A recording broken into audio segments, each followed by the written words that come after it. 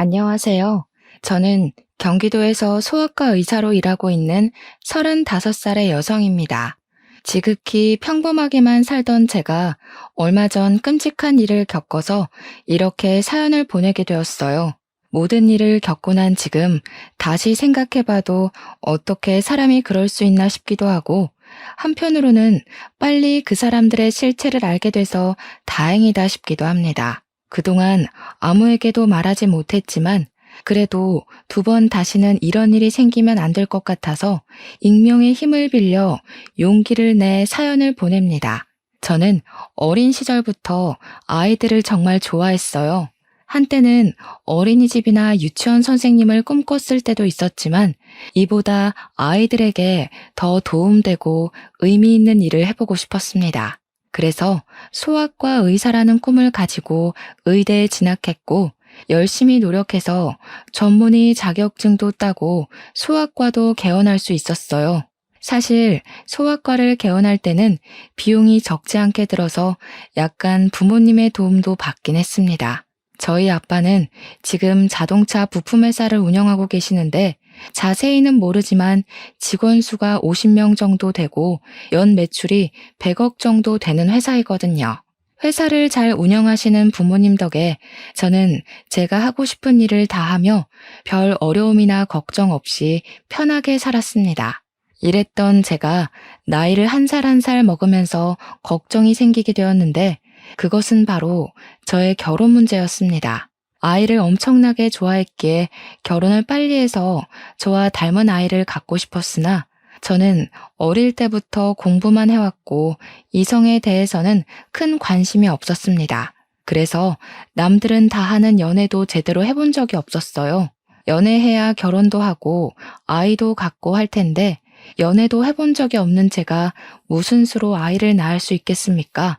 30살을 넘기면서 이대로는 안 되겠다 싶어 주변에서 결혼할 남자를 찾기 위해 백방으로 노력했어요.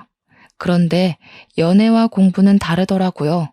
공부는 제가 열심히 노력하면 얼마든지 되는 것이었는데 연애는 노력한다고 해서 되는 것이 아니었습니다. 남들은 어린 나이에 소아과 의사가 되어 개원한다고 부러워했지만 저는 정말 답답하고 결혼을 못하는 이 현실이 속상했어요. 그래서 결혼 정보 업체를 통해 제 짝을 찾아볼까도 했지만 조건만 보고 억지로 맺어진 인연은 싫었습니다. 그러던 어느 날이었어요. 소아과에 비타민과 같은 유아 영양제를 납품하는 제약회사가 있었는데 우리 병원을 담당하던 영업 직원이 새로 들어왔다고 인사를 왔습니다. 그런데 이 영업 직원이 저의 고등학교 동창 이도훈이었어요. 도훈이는 저를 한눈에 알아보고 너무 반가워하며 자신의 명함을 주었고 저도 반가운 마음에 제 명함을 건넸습니다. 도훈이는 학교 다닐 때부터 공부를 잘하더니 의사가 됐느냐고 하며 별일 없으면 오늘 저녁 퇴근 후 같이 밥이나 먹자고 했어요. 저도 별 약속이 없었고 그날은 야간 진료도 없어서 식당에서 보기로 했답니다.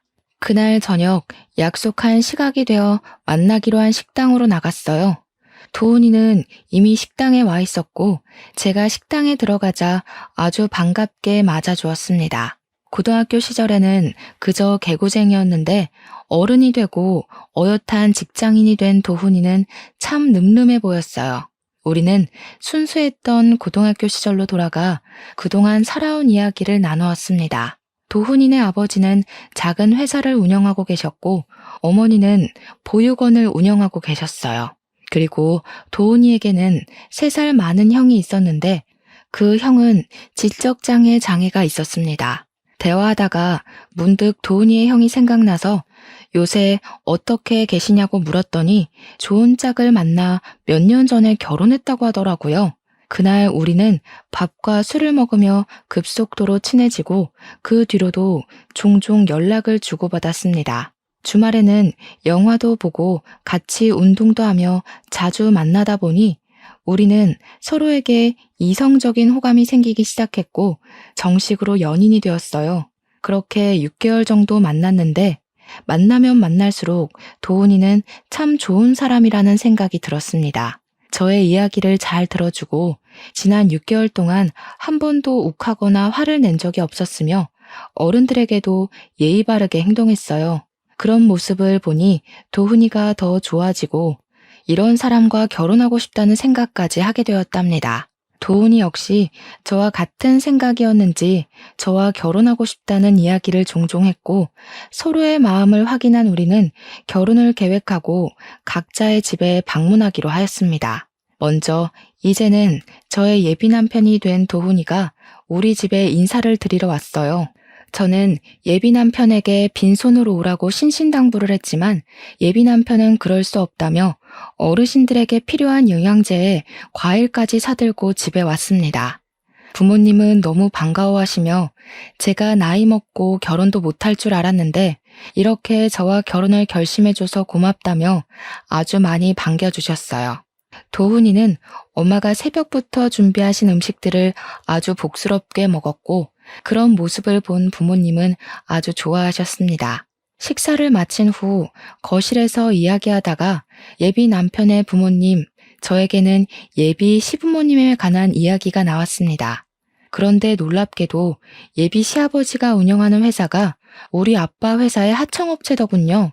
아빠는 세상에 이런 우연이 어디 있느냐고 하며 아무래도 보통 인연이 아닌 것 같으니 조만간에 얼른 상견례를 하고 결혼 날짜를 잡기로 하였습니다. 도훈이와 부모님의 첫 만남은 아주 화기애애했고 이어서 다음 주에는 제가 예비 남편의 집에 첫인사를 드리러 갔어요. 저는 어지간하면 긴장을 하지 않는 성격인데 정말 심장이 튀어나올 정도로 엄청나게 떨렸습니다. 예비 남편은 그런 저의 손을 꼭 잡아주며 우리 부모님은 이미 허락하셨으니 친척집이라고 생각하고 편하게 이야기하라고 했어요. 집에 들어가니 예비 시어머니는 저를 너무 반갑게 맞이해 주시며 소아과 의사이니 공부는 당연히 잘했을 텐데 얼굴도 참하게 이쁘다며 반겨주셨습니다. 예비 시아버지 역시 환하게 웃으시며 잘 왔다고 어서 오라고 하셨어요. 두 분의 따뜻한 환대를 받으며 거실로 들어갔는데 상에 육회, 공회 모든 음식이 다 있더라고요. 세상에, 저 이런 상은 식당에서나 봤지 집에서는 처음 봐요. 저 음식 가리는 것 없어서 밥에 김치만 있어도 잘 먹는데 힘들게 왜 이리 많은 것을 차리셨어요. 너무 감사합니다. 우리 집 며느리가 될 사람이 처음으로 왔는데 당연히 맛있는 음식으로 대접해야지. 어서 와서 앉아요. 예, 지은아, 네 동서 될 사람 왔는데 왜 이리 꾸물거리니? 빨리 밥 가져오지 못해? 부엌에서는 저의 예비 형님이 땀을 뻘뻘 흘리며 얼굴이 시뻘개져서 허둥지둥 음식을 준비하고 있었습니다. 저는 예비 형님이 당연히 저보다 나이가 많을 줄 알았는데 한눈에 딱 봐도 너무 앳되고 어려 보였어요. 예비 형님께 인사를 하고 저와 예비 남편 그리고 예비 시부모님과 예비 시아주버님까지 상 앞에 앉았습니다. 그런데 예비 형님 혼자서 수저를 놓고 밥을 나르고 국을 나르고 계시는데 아무도 예비 형님을 도와주지 않았어요. 어느 정도였냐면 쟁반에 밥과 국, 수저를 가지고 오면 앉아있는 사람들끼리 상을 차릴 수는 있잖아요. 그런데 예비 남편을 포함한 모든 가족이 그조차도 하지 않아서 예비 형님 혼자 이리저리 다니며 수저를 일일이 다 놓고 밥과 국도 놓더라고요. 이건 아닌 것 같아서 제가 좀 거들려고 자리에서 일어났습니다. 예비 시어머니가 그런 저에게 어디 가느냐고 하시길래 형님 혼자 바빠 보여서 일 좀 거들려고 한다고 했더니 어머니는 굳이 그럴 필요 없다며 오늘 처음으로 온 자리니 그냥 편하게 밥이나 먹고 가라고 하셨어요. 예비 형님은 혼자 너무 힘들어 보이는데 다들 형님을 거들떠보지도 않더라고요. 지금 이런 상황도 이해가 가지 않는데 더 황당한 것은 밥과 국이 다 차려지고 나서도 예비 형님은 자리에 앉지 않고 옆에서 가만히 서서 있었습니다. 형님도 같이 앉아서 식사해요. 저 때문에 음식 다 차리시느라 힘드셨을 텐데 같이 드셔야죠. 쟤는 원래 나중에 먹는단다. 신경 쓰지 말고 어서 먹어. 알겠지? 그리고 지은아, 국이 너무 짜잖니? 너는 살림을 얼마나 했는데 아직도 간 하나 제대로 못 맞추니? 하여튼 뭐 하나 제대로 할 줄 아는 게 없어요. 가서 물이나 떠와. 예비 시어머니는 저한테는 아주 상냥하고 나긋나긋하게 잘 대해주었지만 예비 형님한테는 너무 까칠하고 매섭게 이야기하셨습니다. 예비 형님은 그런 어머니의 말에도 원래부터 당연히 그래왔던 것처럼 억울한 표정 하나 없이 밥상 옆에 서 있었고 다른 가족들도 그런 예비 형님을 아무도 신경 쓰지 않았어요. 예비 아주버님 역시 마찬가지였습니다. 자신의 부인이 이런 하대를 받고 있는데도 아무렇지 않게 생각하고 밥만 먹고 있더라고요. 이런 모습이 저는 너무 불편하고 이해가 되지 않았습니다. 편하지 않은 식사가 마쳐지고 부엌에 가보니 설거지할 그릇이 정말 많았고 예비 형님은 그 앞에서 한숨을 쉬고 있었어요. 밥도 못 먹고 차리기만 한 형님이 안쓰러워서 주방에서 같이 설거지를 하려고 했습니다. 제가 고무장갑을 끼자 예비 시어머니는 네가 왜 고무장갑을 끼느냐고 하며 이런 일은 지은이 시키면 된다고 하셨어요. 그러면서 어머니는 제 손에 있던 고무장갑을 빼버리고 예비 형님한테 빨리 상 치우고 과일을 내오라고 했습니다. 예비 형님 혼자 상을 다 치운다고 쟁반에 그릇들을 옮기는데 그 누구 하나 도와주지 않고 구경만 하고 있었어요. 이건 정말 아니다 싶어서 제가 조금씩 도우려고 하자 예비 시어머니도 남편도 아무것도 하지 말고 그저 앉아 있으라고 했습니다. 이렇게 예비 형님 혼자 모든 그릇을 다 치우니 이번에는 예비 시아버지가 빨리 과일 좀 내오라고 화를 버럭 내셨고 예비 형님은 예비 시아버지의 호통에 과일을 깎기 시작했어요. 예비 형님 혼자 종종거리며 과일과 차를 내오고 혼자 부엌에 들어갔습니다. 저는 그런 예비 형님이 신경 쓰여서 마음 편히 있을 수가 없었어요. 저의 이런 속도 모르고 예비 남편은 그저 실실 웃으며 과일을 먹고 있었고 예비 시아버지는 자신이 운영하는 회사와 우리 아빠가 운영하는 회사가 협력 관계라며 세상에 이런 우연이 어딨냐며 좋아하셨습니다.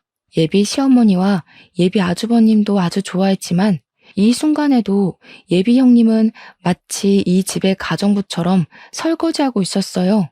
그래도 가족인데 혼자서 설거지를 다 하는 것이 너무 힘들 것 같아 다시 부엌으로 향했습니다. 아가야, 네가 왜 부엌으로 가니? 뭐 필요한 거 있니? 그게 아니라 형님 혼자 너무 힘드실 것 같아서 도우려고요. 아까 보니까 그릇이 엄청 많이 쌓였던데 아무래도 혼자서 하려면 너무 오래 걸릴 것 같아요. 형님과 이야기도 좀 나누고 싶고요. 그런 힘든 일은 제 혼자 해도 충분해. 너는 손님으로 온 것이니 제 신경 쓰지 말고 앉아서 과일이나 먹으렴. 그리고 무슨 형님이랑 대화하니? 우리끼리만 하면 되지. 지은아, 너도 빨리 설거지 마무리하고 좀 쉬어. 너 때문에 우리 새아가가 불편해하지 않니? 아유, 쟤는 눈치도 없고 생각도 없고 손도 느리고. 예비 시어머니는 제가 민망하게 느낄 정도로 예비 형님을 혼내셨습니다. 이렇게 예비 시어머니가 대놓고 무시를 하는데도 아무도 여기에 대해 토를 달지 않았고 이게 당연하다는 듯이 앉아서 과일을 마저 먹고 있었어요. 심지어 예비 형님의 남편까지도요. 이런 분위기가 정말 이해가 가지 않았고 너무 불편했습니다. 과일을 먹는 둥 마는 둥 하고 예비 시댁에서 나왔어요. 집으로 가는 길에 예비 남편에게 예비 형님에 관해서 물어보았습니다. 예비 형님은 원래 예비 시어머니가 운영했던 보육원에서 아기 때부터 자랐다고 해요. 그러다가 만 18세가 되어 보육원을 퇴소하고 바로 형과 결혼을 해서 지금까지 시댁에서 같이 살며 집안일을 하고 있었습니다. 그럼 형님은 몇 살이냐고 물으니 이제 고작 23살이래요. 예비 아주버님이 36살이니 둘이 무려 13살이나 차이가 났습니다. 남편에게 그럼 아주버님과 형님이 정말 사랑하고 연애해서 결혼한 것이냐고 했더니 그런 건 아니고 그냥 부모님이 결혼하라고 해서 했다는 거예요. 여러분은 이게 말이 되시나요? 지금 세상이 어떤 시대인데 부모님이 정해준 짝과 정략 결혼을 합니까? 저는 아주 기가 막혀서 어이없어 하는 반면 예비 남편의 표정은 너무 태연했습니다. 예비 형님이 이렇게 사시는 것은 아주 당연하다는 뜻이요. 나는 솔직히 어머니가 형님한테 막 대하는 것도 이해가 가지 않고 그런 모습을 보고도 다들 가만히 있는 것도 이해가 가지 않아. 그리고 지금이 어느 시대인데 어머니가 결혼하라고 해서 결혼하고 또 밥상 차린 며느리한테 고생했다는 말은 하지 못할 망정 옆에 서 있으라고 하니? 형수는 아주 어린 시절부터 보육원에서 자라면서 엄마의 도움으로 고등학교까지 졸업했고 졸업 후에도 형과 결혼시켜서 가족이 되어준 거야. 오늘 하루만 본 너는 이해가 안 될 수도 있겠지만 엄마로서는 피 한 방울 섞이지 않은 남에게 학비도 대주고 옷도 입히고 밥도 먹이면서 키운 데다가 가족도 없는 사람에게 가족도 되어줬는데 이 정도 대접은 받아도 되는 거 아니야? 이게 대접이야? 글쎄, 내가 보기에는 형님 그냥 그 집의 가정부이고 하녀 같아 보였어. 차라리 진짜 가정부라면 월급이라도 받지. 형님은 뭐 돈이라도 받니? 난 이 모든 상황이 이해가 가지 않네. 그리고 어머니가 그렇게 한다고 해도 너라도 그렇게 하지 못하게 말렸어야지. 어떻게 그냥 그거를 보고만 있어? 뭘 그렇게 따지고 들어. 어차피 너는 평일에는 매일 병원에서 출근해서 집안이 어떻게 돌아가는지 알지도 못할 텐데. 그냥 형과 형수는 형수의 인생을 살고 나랑 너는 우리끼리의 인생을 살면 되는 거 아니야? 그냥 그러려니 하면 되지. 뭘 그렇게 하나하나 다 따져대냐? 따지는 게 아니라 사람이라면 당연히 이상하다고 생각하는 거 아니야? 길 가는 사람들한테 물어봐. 어머니가 형님한테 하는 대우가 정말 타당한 것인지 말이야. 아주버님은 지금 많이 아프시니까 그런 사리분별이 조금 어려워도 너는 사리분별 올바르게 할 수 있잖아. 이게 지금 옳은 일인 것 같니? 너라도 말리고 형님 편이 되어드려야지. 제가 처음으로 큰 소리를 내자 예비 남편은 마지못해 알겠다고 했습니다. 그날 집에 와서 아무리 생각해봐도 예비 시댁이 이해가 가지 않았고 예비 형님은 어린 나이에 왜 그런 고생을 하고 살고 있는지도 궁금했어요. 저는 부모님께도 제가 예비 시댁에서 본 것들을 그대로 말씀드렸어요. 아무리 며느리라고 해도 그렇지 세상에 그런 대우를 하는 사람들이 어딨냐며 도울 방법을 찾아보라고 했습니다. 다음 날 예비 남편과 퇴근 후 만나기는 했지만 이전과는 다르게 뭔가 묘하게 어색하고 불편했어요. 원래는 우리가 만나면 한시도 쉬지 않고 대화를 나눴는데 이날은 대화가 자꾸 끊기고 시간이 잘 가지 않았습니다. 화요일, 수요일에도 원래는 퇴근하면 잠깐이라도 만났지만 예비 남편은 피곤하고 야근을 한다고 이유로 저를 만나지 않았어요. 뭔가 피하는 것 같다는 생각이 들었습니다. 그리고 목요일이 되었어요. 우리 병원은 매주 목요일에 휴진해서 그날 개인적인 업무를 많이 보곤 했습니다. 이날은 엄마의 심부름으로 마트에 갔는데 예비 형님이 마트에 있었어요. 저는 너무 반가워서 예비 형님한테 인사를 했습니다. 얼마 전 집에서 처음 봤을 때보다 더 어리고 풋풋해 보였어요. 저는 저번에 인사드리러 간 날 대화도 제대로 못 나눴는데 잠깐 커피 한잔 할 수 있냐고 물었습니다. 예비 형님은 어머니가 친구 집에 놀러 가셔서 괜찮을 것 같다고 했어요. 우리는 근처 카페에서 음료를 주문하고 어색하게 앉아 있었습니다. 저는 예비 형님에게 아주버님과 어떻게 결혼을 했는지 물어보았어요. 예비 형님은 저번에 예비 남편이 말한 대로 보육원에서 자라 어머니를 진짜 엄마로 생각하고 따랐다고 합니다. 그러다 만 18세가 되어 보육원에서 나가야 했는데 어머니가 자기 아들과 결혼하라고 해서 결혼했다고 해요. 저는 아무리 그래도 두 분이 13살이나 차이가 나는데 아주버님이 남자로 보이고 결혼할 마음이 생겼냐고 물었어요. 예비 형님은 사실 그때 보육원에서 나가면서 돈도 없었고 나가서 할 줄 아는 것도 없어서 그 당시에 먹고 살려면 결혼하는 수밖에 없었다고 합니다. 저는 두 분이 사랑도 없이 결혼했는데 후회되지 않냐고 물었어요.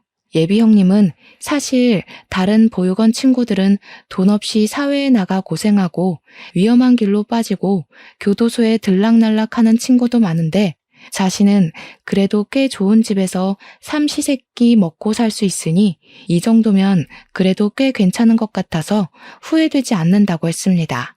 어린 나이에 자신의 꿈도 제대로 펼치지 못하고 집에서 보니 가정부처럼 생활하는데 이게 도대체 뭐가 괜찮다는 것인지 이해가 되지 않았어요.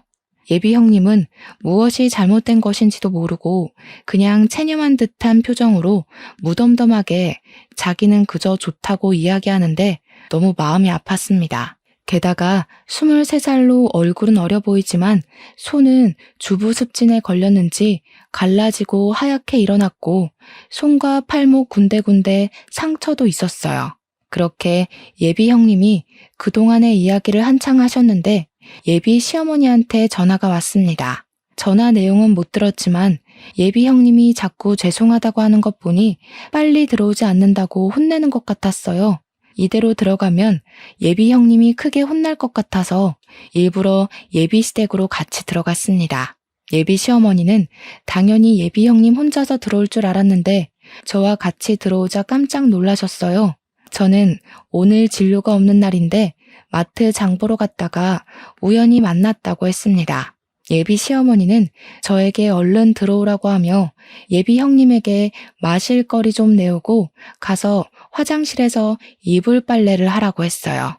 제가 집 앞에 세탁소가 있던데 집에서 이불 빨래를 하느냐고 물으니 집에 지은이가 있는데 왜 돈을 들이냐고 했습니다. 예비 시어머니는 예비 형님을 가족이 아닌 그저 가정부로만 보았어요. 저는 이 집에서 예비 형님을 빨리 구해내야겠다고 생각했고 예비 시어머니가 운영하는 보육원의 다른 아이들은 과연 잘 지내고 있을지 궁금했습니다. 직접 제 두 눈으로 아이들을 확인해보고 싶어서 예비 시어머니에게 보육원에 가서 의료봉사를 하겠다고 제안했어요. 의료봉사? 해주면 좋긴 한데 너도 바쁠 텐데 굳이 할 필요 있겠어? 아이들도 50명이나 돼서 혼자서는 힘들 텐데. 50명이면 우리 학교 후배들과 함께 의료봉사 나가면 돼요. 의료봉사하면 다양한 환자들을 접할 수 있어서 의사 후배들한테 도움이 되는 부분이 있거든요. 저도 예전부터 의료봉사 꼭 해보고 싶기도 했고요. 어차피 아이들 건강 상태도 검사해야 할 테니 제가 가서 할게요. 이번 주 일요일에 별일 없는데 보육원에 가도 되죠? 일요일? 그래, 일단 알겠다. 보육원에 말은 해놓으마. 아, 그리고 어머니, 예비 형님이 보육원 출신이라고 들었어요. 그날 예비 형님과 같이 가고 싶은데 그래도 되죠? 지은이는 왜? 지은이는 집에서 일하는 아이다. 굳이 거기까지 같이 갈 필요가 있겠니? 같이 있어봤자 별 도움도 되지 않을 텐데. 아이들은 낯선 사람에 대한 경계가 상당하거든요. 그래서 저 혼자서 진료보는 것보다는 같이 지냈던 사람이 함께 있으면 더 도움되고 좋을 것 같아요. 그날 예비 형님도 같이 갈 수 있게 허락해 주세요. 예비 시어머니는 예비 형님도 같이 가게 해달라는 말에 매우 당황한 듯 보였지만 제가 거의 조르다시피 하여 허락을 받아냈습니다. 저는 일요일에 예비 시댁에 와서 식구들을 다 태우고 보육원에 가기로 했어요.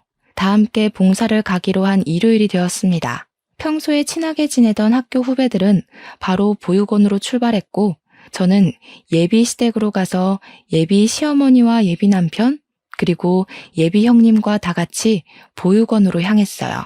예비 남편과 저는 여전히 뭔가 어색했습니다. 보육원에 의사 후배들이 먼저 도착해 있었고 아이들은 운동장에 있었는데 20명 정도밖에 없어 보였어요. 저는 예비 시어머니에게 50명 정도 되는 아이들이 있다고 했는데 왜 이거밖에 없냐고 물었더니 지금 30명 정도는 날이 좋아 소풍을 갔다고 했습니다. 저와 의사 후배들은 바로 조를 짜고 20명의 아이를 분담해서 진료를 시작했어요. 예비 형님은 제 옆에서 아이들의 긴장을 풀어주는 역할을 했고 예비 시어머니와 예비 남편은 보육원 내의 사무실에 들어갔습니다. 진료를 시작했는데 제가 그동안 소아과에서 본 아이들과는 달리 표정이 모두 다 어두웠어요.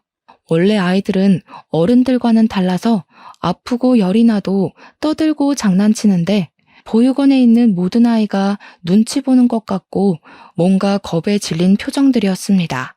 예비 형님이 일부러 아이들에게 말을 걸었지만 다들 저와 후배들을 경계하고 있는 것 같았어요.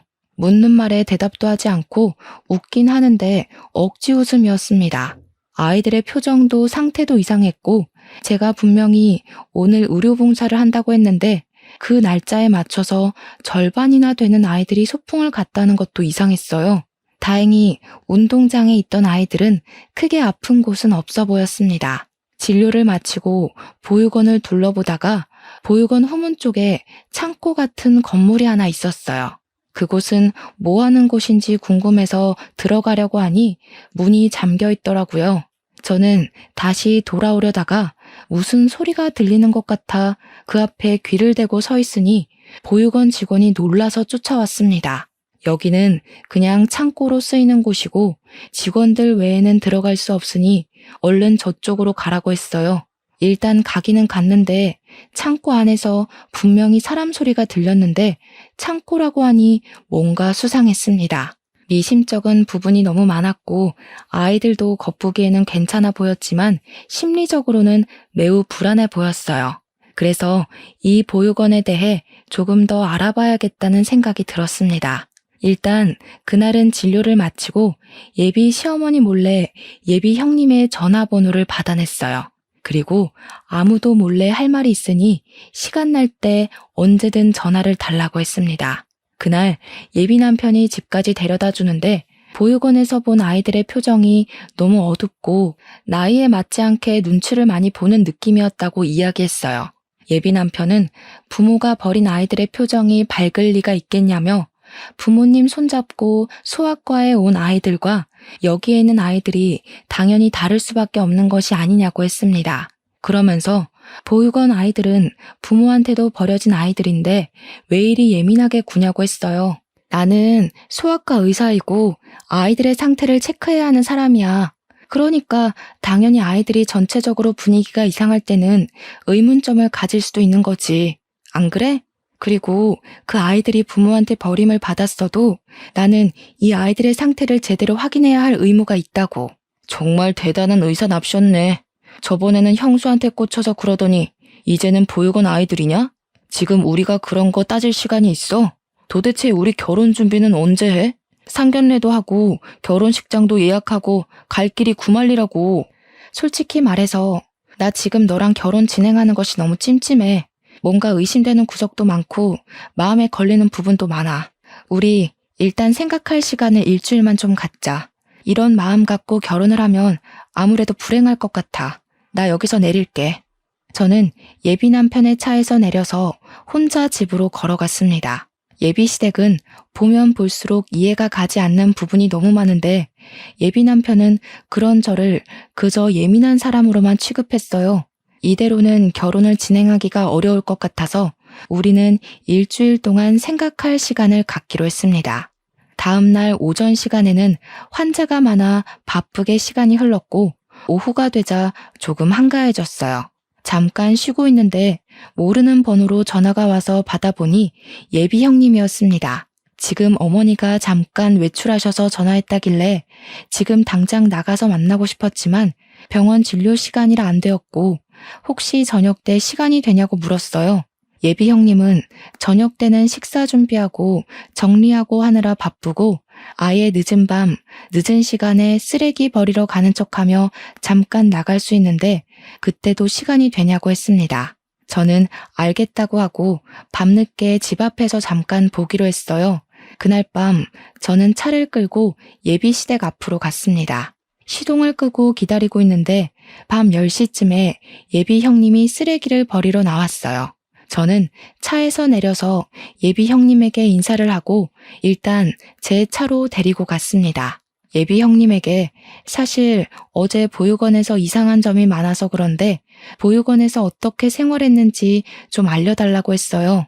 예비 형님은 보육원 생활에 말하기 꺼리는 것 같았습니다. 저는 예비 형님에게 어려운 이야기라는 것은 잘 알지만 그래도 어린 아이들에게 혹시라도 좋지 않은 부분이 있다면 고쳐야 하지 않겠냐며 설득했어요. 예비 형님은 어렵게 과거의 이야기를 꺼냈는데 내용이 정말 충격이었습니다. 예비 시어머니는 보육원의 원장으로 있으면서 아이들에게 제대로 된 음식을 제공한 적이 없었어요. 항상 오래된 음식과 썩기 직전의 음식만 제공하였고 그마저도 조금씩만 주어서 매일 배가 고팠다고 합니다. 그리고 자신이 기분이 좋지 않으면 아이들을 구박하고 학대하기도 했고 그러다가 아이들의 몸에 상처가 나도 치료하지도 않았어요. 어쩌다 한 번씩 의료봉사나 손님들이 오면 몸에 상처가 있거나 흉터가 있는 아이들은 지하의 강당에 가둬놓았다고 했습니다. 아마 어제도 아이들이 소풍을 갔다고 했지만 지하의 강당에 갇혀 있었을 것이라고 했어요. 그리고 누가 보육원에 방문하면 무조건 웃고 외부에서 온 사람들과 절대 말 섞지 말라고 교육했다고 합니다. 만약에 웃지 않고 사람들과 쓸데없는 말을 섞다가 들키면 그날 밤 어머니는 아이들을 아주 심하게 구박했대요. 왜 어제 이런 이야기를 제게 하지 않았어요? 어제 알았으면 제가 아이들을 찾아라도 봤을 텐데요. 사실 어머니가 저는 눈치가 빠르다고 하면서 많이 때리지도 않으셨고 예뻐해 주셨어요. 다른 보육원 친구들은 자립금을 얼마 주지도 않고 만 18세가 되어 거의 맨몸으로 쫓겨날 때 저는 이 집으로 시집와서 따뜻하게 삼시세끼 먹고는 있잖아요. 지금 다른 친구들은 길거리에서 생활하고 이미 교도소도 몇 번 들락날락하기도 했어요. 저 그 친구들처럼 이 집에서 내쫓길까봐 두려워요. 제가 본 것들 그냥 입 다물고 모른 척하고 있으면 이 집에서 오래 살 수 있는데 괜히 폭로하면 이 집에서 저 쫓겨난다고요.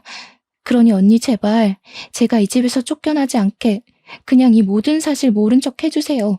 저 여기서 쫓겨나면 아무 데도 갈 곳이 없어요. 부모님도 없는 저는 세상에 혼자 버려진다고요. 예비 형님의 간절한 부탁에 저는 당장 어찌할 도리가 없었습니다. 저는 일단 예비 형님에게 피해가 가지 않도록 모른 척 하겠다고 하고 헤어졌어요. 그렇게 예비 형님과 헤어지고 집에 왔습니다. 혼자 침대에 누워있는데 보육원에서 겁에 질린 아이들이 떠올랐어요. 그리고 자신을 먹이고 입히고 키워줬다는 이유로 원치도 않은 결혼을 하고 그 집에서 자신의 꿈은 생각조차도 하지 못한 채 가정부처럼 사는 예비 형님을 그냥 둘 수는 없었습니다. 그냥 이대로 있으면 저 역시 범죄를 묵인하는 방관자에 지나지 않는다는 생각이 들었어요. 이를 어찌해야 하나 고민하다가 우연히 달력을 보니 조금 있으면 5월 5일 어린이날이더라고요. 저는 이날 다시 보육원에 들어갈 계획을 세웠습니다. 다음 날 병원 점심시간에 예비 시댁으로 향했어요. 들어가 보니 예비 형님은 청소를 제대로 하지 않아놨다는 이유로 예비 시어머니에게 호되게 혼나고 있었습니다. 눈물을 뚝뚝 흘리는데 정말 너무 안타까웠어요.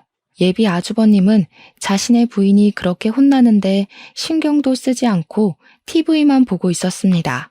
답답한 마음을 뒤로하고 예비 시어머니에게 5월 5일에 보육원 봉사활동을 하고 아이들에게 간식을 주고 싶다고 했어요.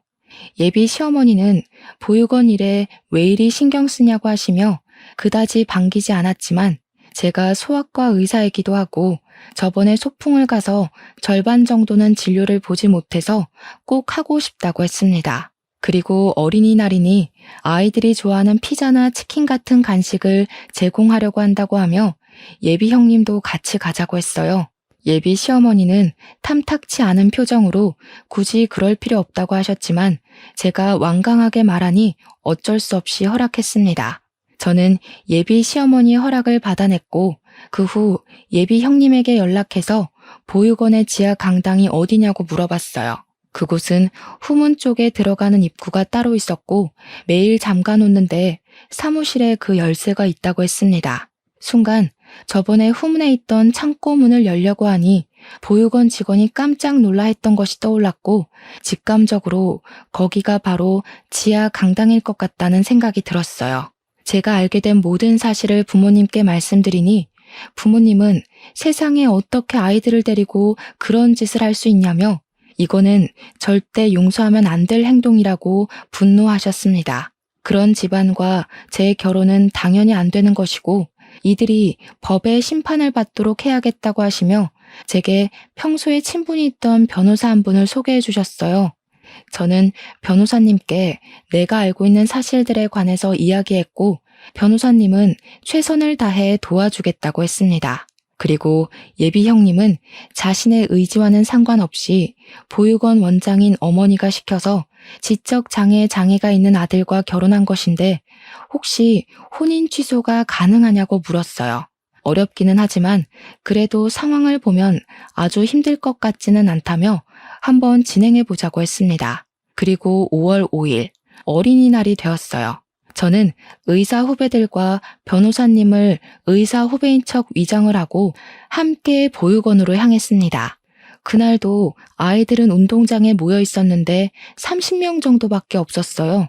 나중에 온 예비 시어머니에게 아이들이 왜 이것밖에 없냐고 했더니 저번에 소풍 가서 진료를 못 본 아이들만 있고 그날 소풍을 못 간 아이들이 오늘은 소풍을 갔다고 했습니다. 아이들은 여전히 표정이 밝지 않았고 우리를 상당히 경계했어요. 한 명씩 진료를 보다가 직원들이 바쁜 틈을 타서 저와 변호사는 빠져나왔습니다. 몰래 사무실로 들어가 열쇠 뭉치를 찾아 챙기고 후문 쪽의 창고로 갔어요. 열쇠가 하도 많아 시간이 오래 걸렸지만 예비 시어머니와 보육원 직원들이 아이들에게 간식을 주느라 바빠서 저와 변호사님을 신경 쓰지 못했습니다. 드디어 창고의 열쇠를 찾았고 들어가서 지하로 가보니 예비 형님의 말대로 강당이 있었고 그곳에는 정말 진료를 받아야 할 아이들이 있었어요. 아이들은 제대로 먹지도 못했는지 많이 힘들어 보였고 몸 곳곳이 상처투성이었습니다. 일단 변호사님은 증거를 남겨놔야 한다며 핸드폰으로 사진을 찍었고 저는 바로 경찰에 신고하고 아무렇지 않은 표정으로 다시 운동장으로 갔어요. 운동장에서는 예비 시어머니가 아이들에게 피자를 나눠주고 있었고 아이들은 서로 이야기도 하지 않고 허겁지겁 먹고 있었습니다. 예비 시어머니가 저를 찾았다며 어디에 다녀왔냐고 물으셔서 잠깐 화장실에 다녀왔다고 하며 대충 둘러댔어요. 잠시 후 저의 신고를 받고 출동한 경찰들이 보육원으로 들어왔습니다. 예비 시어머니가 무슨 일로 오셨냐고 물었고 경찰들은 여기 아동학대 신고가 들어왔다고 했어요. 예비 시어머니는 지금 아이들이 논란이 빨리 가라고 했지만 경찰들은 신고가 들어온 이상 확인을 해봐야 한다고 했습니다. 이쪽으로 오세요. 저기 창고에 지하 강당이 있는데 그곳에 아이들이 있습니다. 어머니, 언제까지 끔찍한 일들을 숨기려고만 하셨어요? 어떻게 따뜻한 손길이 많이 필요한 아이들에게 이런 짓을 하실 수가 있으세요? 예, 유나야. 지금 무슨 말을 하는 거니? 내가 뭘 어쨌다고? 그리고 지하 강당이 있다는 것은 어떻게 알았어? 설마 지은이가 다 이야기한 거니? 누가 이야기한 것이 뭐가 중요하겠어요. 어머니가 지금 아이들을 학대하고 보육원 출신인 형님의 인생을 망쳤다는 것이 중요하죠. 어떻게 아무리 부모님이 없다고 해도 그렇지 어머니 맘대로 자기 아들과 결혼시킬 생각을 하세요? 정말 끔찍합니다. 어머니가 그동안 저지른 모든 일들 다 처벌받게 될 거예요. 단단히 각오하세요. 예비 시어머니는 아동학대 혐의로 경찰에 바로 구속수사가 진행되었습니다. 저는 함께 경찰서를 갔다가 예비 형님과 함께 우리 집으로 갔어요. 이렇게 정신없고 제 평생 잊지 못할 어린이날이 지나갔습니다. 다음 날 병원에서 진료를 시작하려는데 밖에서 시끄러운 소리가 들려서 나가보니 예비 남편이 화가 잔뜩 나서 다 뒤집어 엎고 난리더라고요. 야, 김윤아, 너는 남의 집 이렇게 풍비박산을 내놓고 태연하게 일을 하고 있어? 어떻게 사람이 이렇게 잔인해? 잔인? 진짜 잔인한 사람들이 누군데 여기 와서 난리야? 너네 부모 그동안 지은 씨를 얼마나 못살게 굴었니? 부모 없는 고아라는 이유로 자기들 멋대로 결혼시키고 집에서 가정부처럼 일 시킨 사람들이 어디서 나한테 잔인하대. 너희들은 그냥 너희들이 저지른 일에 대한 벌을 받은 거야, 알겠어? 괜히 여기 와서 화풀이하지 말고 빨리 가. 이게 지금 보자 하니까 그니까 넌 지금 네가 잘했다는 거야? 당연하지. 힘없는 아이들 학대하고 괴롭히는 사람들은 당연히 벌 받아야 하는 거 아니야? 안 그래요, 어머니들? 이때 병원에는 아이들의 어머니들이 정말 많이 계셨습니다. 저와 예비 남편의 대화를 다 들은 어머니들이 웅성대기 시작했고 아이들을 학대한 사람들은 당연히 벌 받아야 한다며 다들 제 말에 적극적으로 동의하셨어요. 예비 남편은 어머니들의 반응에 더는 말을 못 이어나가고 소리 지르며 정신 나간 사람처럼 발광했고 저는 예비 남편을 경찰에 신고했습니다. 결국 예비 남편은 경찰에 끌려나갔고 그게 그의 마지막 모습이었네요. 그 뒤 예비 형님, 아니 지은 씨는 우리 집에서 같이 생활했습니다. 우리 엄마가 해주신 음식을 먹고 저와 같은 방에서 살았는데 평생 혼자 살던 내게 친동생이 생긴 것 같아서 너무 좋았어요. 사실 옛날부터 자매끼리 같이 맛있는 음식도 먹고 놀러 다니는 모습을 보면 너무 부러웠거든요. 저도 그런 동생이 생긴 것 같아서 같이 사는 게 즐겁답니다. 지은 씨는 우리 집에서 한 달 정도 쉬고 바로 혼인 취소 소송을 진행했어요. 전 예비 시어머니는 보육원에서 아동학대 혐의로 조사를 받느라 정신없고 지은 씨의 남편은 정신적으로 힘들어서 제대로 된 소송이 어려웠습니다. 그런데 도훈 씨 아버지가 지은 씨 남편의 후견인 자격으로 혼인 취소를 안 시키려고 하는 거예요. 이를 어찌해야 하나 싶어 아빠에게 말씀드렸더니 걱정하지 말라며 방법이 하나 있다고 하셨어요. 현재 도훈이 아버지의 회사가 우리 아빠 회사의 하청업체인데 그쪽 회사 매출의 80%가 우리 아빠 회사와의 거래로 생긴다고 합니다. 따라서 아빠 회사가 거래를 끊어버리면 도훈이 아버지의 회사는 운영이 어려운 상황이었어요. 이러한 점을 이야기하며 아빠는 도훈이의 아버지에게 혼인 취소해주지 않으면 모든 거래를 끊어버리겠다고 했습니다. 결국 도훈이 아버지는 어쩔 수 없이 첫째 아들의 혼인을 취소했고 지은 씨에게 위자료까지 주게 되었어요. 그 뒤로 지은 씨는 우리 집에서 생활하며 아빠 회사의 격리 직원으로 일하고 있습니다.